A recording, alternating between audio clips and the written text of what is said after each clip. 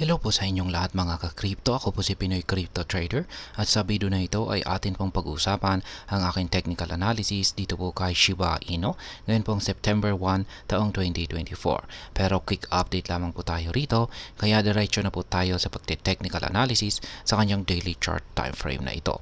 At ayan po yung aking previous price projection sa magiging galaw ni Shiba Inu sa mga paparating na araw kung saan ay magpapatuloy lamang po ito sa kanyang consolidation phase dito po sa pagitan ng major resistance line natin dito na 40 digits 1482 at saka minor support line na 40 digits 1268. Kaya ayan, maliban po dyan ay wala po kasing gaanong volatility itong si Shiba Inu base po sa isa nating indicator dito.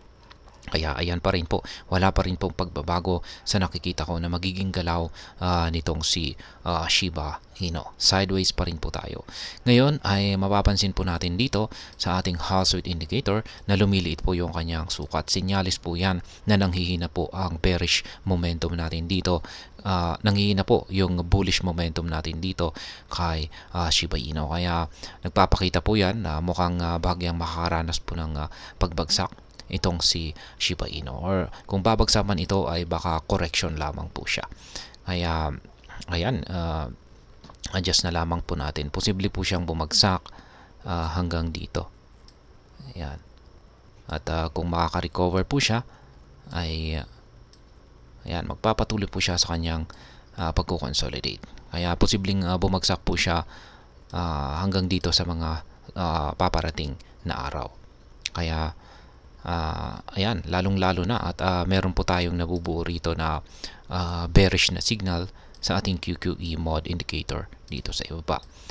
Simula po kahapon at ngayon ay meron na po tayong nabubuo na dalawang QQE bar dito sa ibaba na nagsasabing may nabubuong bearish momentum itong si Shiba Inu. Yun nga lang at kulay gray pa ang mga ito kung saan ay hindi po sapat ang volatility nito or walang gaanong volatility itong si Shiba Inu. Sa mga hindi po nakakaalam, kung pag sinabi po nating volatility, ayan po yung lakas ng paggalaw sa presyo ni Shiba Inu. Kung pag kulay gray po yan, ibig pong sabihin ay hindi po gaanong magalaw ang kanyang market. Pero pag nagkaroon po yan ng kulay, either kulay blue or green, red, ay dito po siya nakakaranas ng malalaking nabubuong mga candlesticks. Kaya ayan, pero kung pag nagpatuloy po ito ay yung mabubuo po rito na QQE bar natin ay yung kulay red. At yan po, kapag nangyari po yan ay mataas po ang posibilidad baka mabasag yung minor support line natin dito. Kaya sa ngayon ay ito po muna yung aking nakikita na magiging galaw nitong si Shiba Inu sa mga paparating na araw. Mukhang babagsak po siya dito sa minor support line natin dito. At babantayan po natin, aabangan po natin kung mababasag po niya ito or kung magkakaroon siya ng rebound dito. Kung pag magkakaroon po siya ng rebound dito, ay syempre tuloy po yung kanyang nararanasang pagko-consolidate. Yeah. Ayan, yan po ang aking technical analysis update sa magiging galaw ni Shiba Inu sa mga paparating na araw.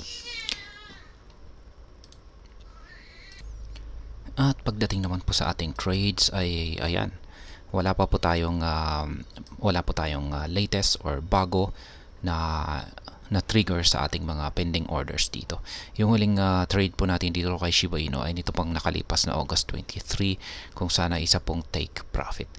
Ngayon ay yung inaabangan po natin dito ay na mati-trigger na pending order natin ay ito. Isang buy pending order sa support line natin dito.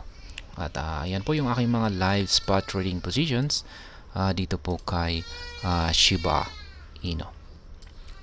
Ayan, meron po akong apat na mga sell pending orders dito sa itaas at saka tatlong buy pending order dito sa ibaba.